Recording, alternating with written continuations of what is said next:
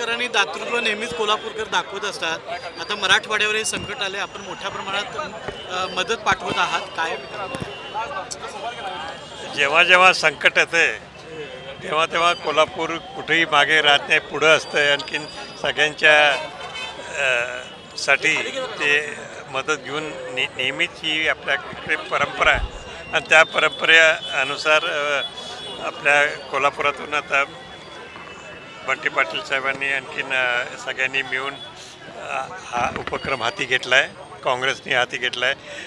आणि त्याप्रमाणे ही मदत आता अनेक ट्रक्स जिथं आता इथं गोळा झाला आहे ते आता लगेच मराठवाड्यात जातील आणि गरजू लोकांना त्याची निश्चित चांगली मदत होईल. प्रचंड अतिवृष्टीमुळं नुकसान झालं आहे आणि आमचे नेते राहुल गांधींनी सांगितलं होतं की मराठवाड्याला काँग्रेसच्या कार्यकर्त्यांनी मदत करावी.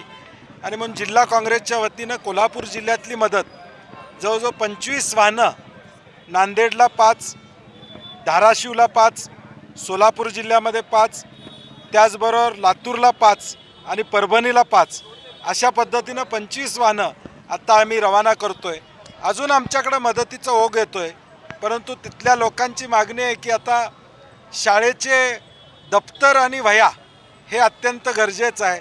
आणि म्हणून पुढच्या काळात ज्यांना ज्यांना मदत द्यायची आहे जिल्हा काँग्रेस कमिटीमध्ये त्यांनी शाळेचं दप्तर आणि वह्या दिल्या तर त्या तिथं पुन्हा एकदा दसऱ्यानंतर आम्ही पोच करायची व्यवस्था निश्चितपणे करू. नाही, मला वाटते राज्य सरकारची उदासीनता आहे. शेतकऱ्याला ज्या पद्धतीनं मदत हवी आहे ती मदत मिळत नाही. नुसतं कागद नाचवायचं चाललेलं आहे.